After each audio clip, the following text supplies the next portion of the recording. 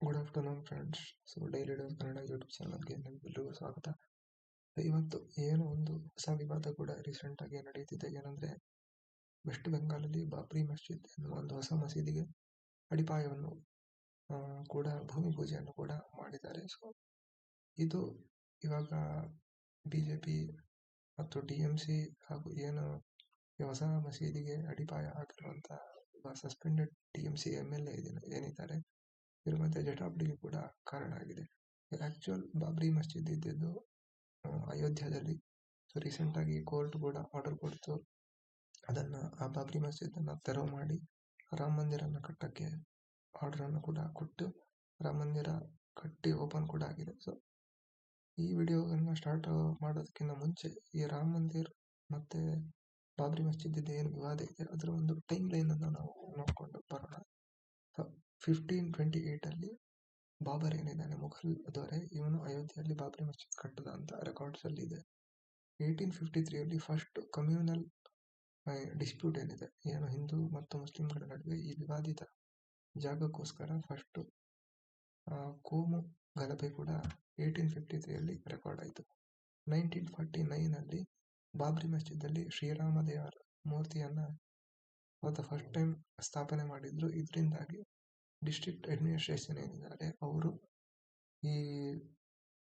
ಈ ಮಾಸ್ಕನ್ನು ಕ್ಲೋಸ್ ಮಾಡಬೇಕು ಅಂತ ಕೂಡ ಆರ್ಡರ್ ಕೊಟ್ಟರು. ಸೊ 1950 ಎರಡು ಏನು ಕೇಸ್ಗಳನ್ನು ಪಿಟಿಷನನ್ನು ಫೈಲ್ ಮಾಡ್ತಾರೆ ಫೈಸಾಬಾದ್ ಕೋರ್ಟಲ್ಲಿ. ಒಂದು, ರಾಮನ ಮೂರ್ತಿಯನ್ನು ಅಲ್ಲಿ ಪ್ರತಿಷ್ಠಾಪನೆ ಅಥವಾ ಪೂಜೆ ಮಾಡೋಕ್ಕೆ ನಮಗೆ ಅವಕಾಶ ಕೊಡಬೇಕು ಅಂತ. ಎರಡನೇದು, ಇದು ಸಂಪೂರ್ಣ ಜಾಗನೇ ಹಿಂದೂಗಳಿಗೆ ಸೇರಿದ್ದು, ಹಿಂದೆ ಇಲ್ಲಿ ರಾಮಚಂದ್ರ ದೇವರ ದೇವಸ್ಥಾನ ಇತ್ತು, ಸೊ ಇದಕ್ಕೆ ನಾವು ಅವಕಾಶ ಕೊಡಬೇಕು ಅಂತ ಎರಡು ಪಿಟಿಷನ್ಗಳು ಫೈಲ್ ಆಯಿತು. ಸೊ 1986 ಡಿಸ್ಟ್ರಿಕ್ಟ್ ಜಡ್ಜ್ ಏನಿದ್ದಾರೆ ಇವರು ಆರ್ಡರ್ ಕೊಡ್ತಾರೆ,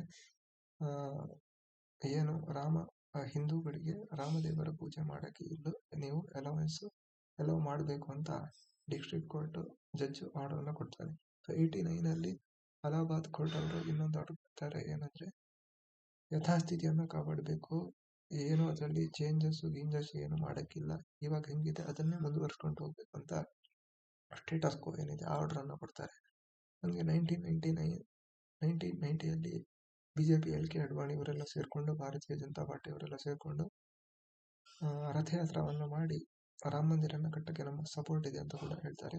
ಸೊ 1992 ಏನು ಇಲ್ಲಿ ವಿವಾದಿತ ಒಂದು ಜಾಗ ಇತ್ತು, ಅಲ್ಲಿ ಬಾಬ್ರಿ ಮಸ್ಜಿದ್ ಇತ್ತು, ಅದನ್ನು ಹಿಂದೂ ಸಂಘಟನೆಗಳೆಲ್ಲ ಸೇರಿ ಇದನ್ನು ಡೆಮಾಲಿಷ್ ಕೂಡ ಮಾಡ್ತಾರೆ. ಇದೊಂದು ದೊಡ್ಡ ಕೋಮು ಗಲಭೆಗೆ ಕೂಡ ಸಾಕ್ಷಿ ಆಗುತ್ತೆ. 1993 ಲ್ಯಾಂಡ್ ಎಕ್ವಿಸಿಷನ್ ಏನು ಡಿಸ್ಪ್ಯೂಟೆಡ್ ಇದೊಂದು ವಿವಾದಿತ ಜಾಗ ಇತ್ತು, ಇದನ್ನು ಸೆಂಟ್ರಲ್ ಗೌರ್ಮೆಂಟ್ ಅವರು ತಮ್ಮ ಕಂಟ್ರೋಲಿಗೆ ಸೇರ್ಕೊಂಡು ಯಥಾಸ್ಥಿತಿಯನ್ನು ಮೇಂಟೈನ್ ಮಾಡ್ತಾರೆ. ಹಾಗೆ 2002 ಗೋತ್ರ ಹತ್ಯಾಕಾಂಡ ಕೂಡ ನಡೆಯುತ್ತೆ. ಇದರಿಂದಾಗಿ ಏನು ಕೋಮು ಗಲಭೆಗಳು ಇನ್ನೂ ತುಂಬ, ಈ ರಾಮ ಮಂದಿರದ ಸಂಬಂಧಿತ ಕೋಮು ಗಲಭೆಗಳು ತುಂಬ ಜಾಸ್ತಿ ಕೂಡ ಆಗತ್ತೆ 2002. ಹಂಗೆ 2002 ಆರ್ಕಿಯಾಲಜಿಕಲ್ ಸರ್ವೆ ಆಫ್ ಇಂಡಿಯಾ ಏನು ಪುರಾತತ್ವ ಇಲಾಖೆ ಏನಿದೆ ಇವರು ಒಂದು ರಿಪೋರ್ಟನ್ನು ಸಬ್ಮಿಟ್ ಮಾಡ್ತಾರೆ. ಏನಂದ್ರೆ, ಈ ಮಸೀದಿಯ ಕೆಳಗಡೆ ಏನೊಂದು ಸ್ಟ್ರಕ್ಚರ್ ಇದೆ, ಅದು ಮಸೀದಿಗೆ ಸಂಬಂಧಪಟ್ಟಿದ್ದಲ್ಲ, ಅದು ಬಿಟ್ಟು ಬೇರೆ ಏನೋ ಸ್ಟ್ರಕ್ಚರ್ ಇದೆ ಅಂತ ರಿಪೋರ್ಟನ್ನು ಕೂಡ ಮಾಡ್ತಾರೆ. 2003 ಸುಪ್ರೀಂ ಕೋರ್ಟ್ ಅವರು ಈ ಲ್ಯಾಂಡನ್ನು ಏನು ಸೆಂಟ್ರಲ್ ಗೌರ್ಮೆಂಟ್ ಅವರು ಅಕ್ವೈರ್ ಮಾಡಿದ್ರು, ಕಂಟ್ರೋಲಿಗೆ ತಗೊಂಡಿದ್ರು, ಈ ಡಿಸಿಷನ್ ಕರೆಕ್ಟ್ ಇದೆ ಅಂತ ಕೂಡ ಹೇಳ್ತಾರೆ.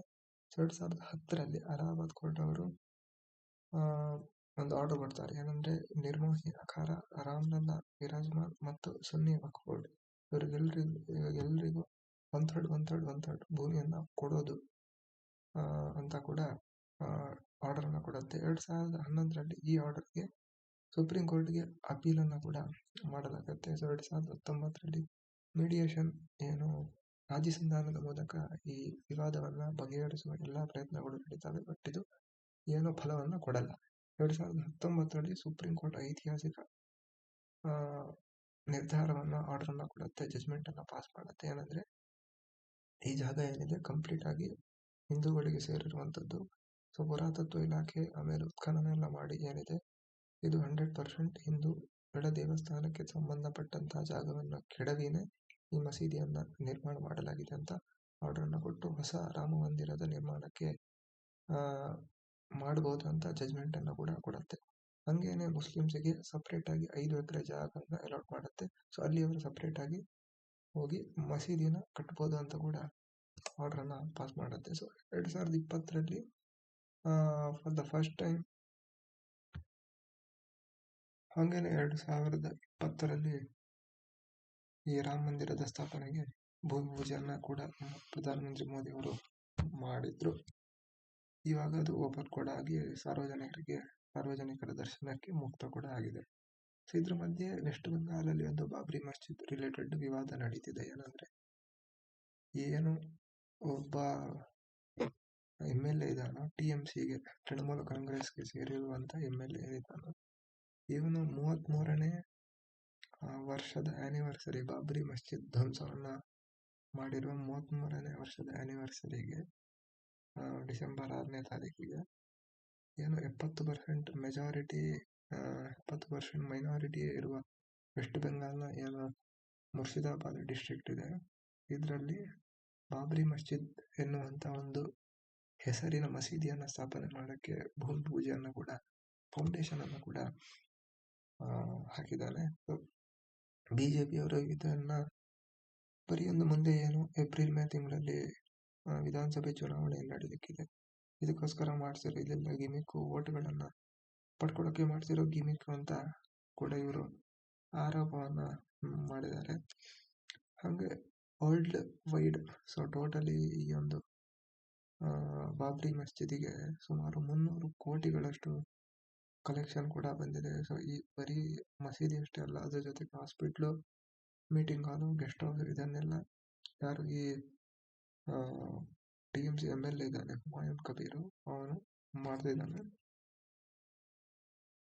ಹಂಗೆ ಸೊ ಟೋಟಲಿ 400 ಜನ ಕೂಡ ಈ ಒಂದು ಮೊನ್ನೆ ಡಿಸೆಂಬರ್ 6ಕ್ಕೆ ಏನು ನಡೀತು ಫೌಂಡೇಶನ್, 400 ಜನರಷ್ಟು ಜನ ಕೂಡ ಸೇರಿದ್ರು ಈ ಒಂದು ಪ್ರೋಗ್ರಾಮಿಗೆ.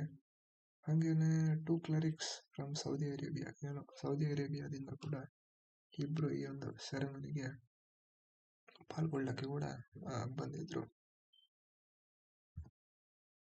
ಇದ್ರ ಮಧ್ಯೆನೆ TMC ಏನು ನೇತಾರರು ಏನಿದ್ದಾರೆ, ಈ ವಿವಾದಿತ ಮಸೀದಿಗೆ ಏನು ಫೌಂಡೇಶನ್ ಹಾಕಿದ್ರು, ಪಾರ್ಟಿಯವರೆಲ್ಲ ಡಿಸ್ಟೆನ್ಸ್ ಅನ್ನು ಮೇಂಟೈನ್ ಮಾಡಿದ್ದಾರೆ. ಅವರು ಏನು ಪಾರ್ಟಿಯ ಸ್ಪೋಕ್ಸ್ ಪರ್ಸನ್ ಏನಿದ್ದಾರೆ ಕುನಾಲ್ ಘೋಷ್, ಇವರು ಯಾಕೊಬ್ಬ ದೇವಸ್ಥಾನವನ್ನ, ರಿಲಿಜಿಯಸ್ ಸ್ಟ್ರಕ್ಚರ್ನ ಪ್ರೈವೇಟ್ ಜಾಗದಲ್ಲಿ ಕಟ್ಟಬಾರ್ದು ಅಂತ ಕೂಡ ಕ್ವಶನ್ ಅನ್ನ ಮಾಡಿದ್ದಾರೆ. ಇದು ಬರೀ ರಿಲಿಜಿಯಸ್ ವ್ಯಾನಮನ್ನು ಏನು ಒಂದು ಧರ್ಮದ ವಿಷಯ ಏನಿದೆ ಇದನ್ನ ಬಿತ್ತಿ ಪೊಲಿಟಿಕಲ್ ಗೇನನ್ನ ಪಡೆಯೋದಕ್ಕೆ ಈ ಬಿಜೆಪಿಯವರು ಪ್ರಯತ್ನವನ್ನ ಮಾಡ್ತಿದ್ದಾರೆ ಅಂತ ಕೂಡ ಈ ಟೈಮಲ್ಲಿ ಹೇಳಿದ್ದಾರೆ. ಹಾಗೆ ಬಿಜೆಪಿಯ ಸ್ಪೋಕ್ಸ್ ಪರ್ಸನ್ ಏನಿದೆ, ಇದು ಸಂಪೂರ್ಣವಾಗಿ ಪೊಲಿಟಿಕಲ್ ರಿಲೇಟೆಡ್, ಪೊಲಿಟಿಕ್ಸ್ ಅಲ್ಲಿ ಗೇನ್ ತಗೊಳ್ಳೋಕೆ, ಓಟನ್ನ ಪಡೆಯೋದಕ್ಕಷ್ಟೇ ಇವರು ಮಾಡ್ತಿದ್ದಾರೆ ಅಂತ ಕೂಡ ಹೇಳಿದ್ದಾರೆ. ಹಂಗೆ CM ಮಮತಾ ಬ್ಯಾನರ್ಜಿ ಏನು TMCಯ ಸುಪ್ರೀಂ ಅದರ TMCಯ ಮುಖ್ಯಸ್ಥೆ ಅವರೇನಿದ್ದಾರೆ, ಇವರು ಇದರಿಂದಾಗಿ ಕಮ್ಯುನಲ್ ಏನು ಕೋಮು ಸೌಹಾರ್ದತೆ ಇದೆ, ಇದಕ್ಕೆ ಡ್ಯಾಮೇಜ್ ಆಗ್ಬೋದು, ಕೋಮು ಸೌಹಾರ್ದತೆ ಕೆಡ್ಬೋದು ಅಂತ ಕೂಡ ವಾರ್ನಿಂಗ್ ಕೂಡ ಏನು ಟ್ವಿಟರಲ್ಲಿ ಮಾಡಿದ್ದಾರೆ. ಹಂಗೆ ಇದರ ಮಧ್ಯೆನೆ ಸೊ ಇದರ ಒಂದು ವಿವಾದ ಏನಿದೆ ಜಾಸ್ತಿ ಆದಂಗೆ TMC ಅವರು ಇವರನ್ನ ಪಾರ್ಟಿಯಿಂದ ಸಸ್ಪೆಂಡ್ ಕೂಡ ಮಾಡಿದ್ದಾರೆ. ಸೊ ಇವರಿಗೆ ಸದ್ಯದ ಮಟ್ಟಿಗೆ ಸಸ್ಪೆಂಡೆಡ್ MLA ಹೌದು. ಅದರ ಮಧ್ಯೆನೆ ಇವರು ಹುಮಾಯೂನ್ ಕಬೀರ್ ಏನಿದ್ದಾರೆ ಸಸ್ಪೆಂಡೆಡ್ MLA, ಜನ್ ಉನ್ನಯನ್ ಪಾರ್ಟಿ ಅನ್ನೋ ಹೊಸ ಒಂದು ಪಾರ್ಟಿಯನ್ನು ಕೂಡ ಸ್ಥಾಪನೆ ಮಾಡಿದ್ದಾರೆ. ಸೊ ಇವರು ಹೈದರಾಬಾದ್ನ ಅಸಾದುದ್ದೀನ್ ಓವೈಸಿ ಅವರೇನಿದ್ದಾರೆ, ಅವರು ಆಲ್ ಇಂಡಿಯಾ ಮಜ್ಲಿಸ್-ಇ ಇತ್ತೆಹಾದುಲ್ ಮುಸ್ಲಿಮೀನ್ ಏನು AIMIM ಪಾರ್ಟಿ ಏನಿದೆ, ಇವ್ರ ಜೊತೆ ನಾವು ಸೇರ್ಕೊಂಡು, ನೀವು ನಮ್ಮ ಜೊತೆ ಮೈತ್ರಿ ಮಾಡಿಕೊಂಡು ಚುನಾವಣೆಯನ್ನ ಮುಂದೆ ನಡೆಯುವ ಏಪ್ರಿಲ್-ಮೇಯಲ್ಲಿ ನಡೆಯುವ ಚುನಾವಣೆಯನ್ನ ಎದುರಿಸಬೇಕು ಅಂತ ಕೂಡ ಆಫರ್ ಅನ್ನು ಕೂಡ ಅಸಾದುದ್ದೀನ್ ಓವೈಸಿ ಅವರಿಗೆ ಕೊಟ್ಟಿದ್ದಾರೆ.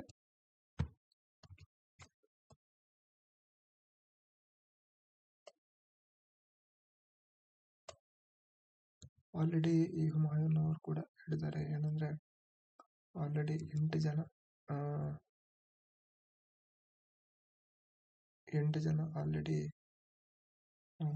ರೆಡಿ ಆಗಿದ್ದಾರೆ, ಹೆಸರುಗಳು ರೆಡಿ ಇದ್ದಾವೆ ಯಾರ್ಯಾರು ನನ್ನ ಈ ಹೊಸ ಪಾರ್ಟಿಯ ಮೂಲಕ ಚುನಾವಣೆಗೆ ನಿಲ್ತಾರೋ. ಬಟ್ ಇವಾಗ ಡಿಸೈಡ್ ಆಗಿಲ್ಲ ಟೋಟಲ್ ಆಗಿ ಎಷ್ಟು ಕಂಟೆಸ್ಟೆಂಟ್ಗಳು ಪಾರ್ಟಿ ಈ ಚುನಾವಣೆಗೆ ನಿಲ್ತಾರ ಅಂತ ಇನ್ನೂ ಡಿಸೈಡ್ ಆಗಿಲ್ಲ ಅಂತ ಕೂಡ ಈ ಟೈಮಲ್ಲಿ ಹೇಳಿದ್ದಾರೆ.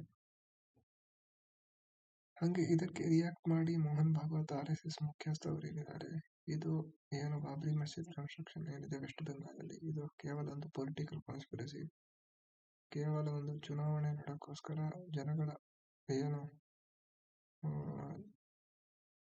ಜನಗಳನ್ನ ಅಟ್ರಾಕ್ಟ್ ಮಾಡೋಕ್ಕೋಸ್ಕರ ಇದು ಮಾಡ್ತಿರೋ ಪೊಲಿಟಿಕಲ್ ಗೇನ್ಗೋಸ್ಕರ ಮಾಡ್ತಿರೋ ಗಿಮಿಕ್ ಅಂತ ಕೂಡ ಇವರು ಆರೋಪವನ್ನ ಮಾಡಿದ್ದಾರೆ. ಸೊ ಇದಾಗಿತ್ತು ಹೊಸ ನೀವು ಬಾಬ್ರಿ ಮಸೀದ್ ವಿವಾದ ಯಾವುದು ರೀಸೆಂಟ್ ಆಗಿ ವೆಸ್ಟ್ ಬೆಂಗಾಲಲ್ಲಿ ಅಥವಾ ನಮ್ಮ ದೇಶದಾದ್ಯಂತ ಸೌಂಡ್ ಮಾಡ್ತಿದ್ಯೋ. ಸೊ ನಾನು ಮಾಡ್ತಿರೋ ವಿಡಿಯೋ ಇಷ್ಟ ಆಗಿದ್ರೆ ಲೈಕ್ ಮಾಡಿ, ಶೇರ್ ಮಾಡಿ, ಹಾಗೇನೆ ಚಾನಲ್ನ ಸಬ್ಸ್ಕ್ರೈಬ್ ಮಾಡೋದನ್ನ ಮರಿಬೇಡಿ. Thank you, bye bye.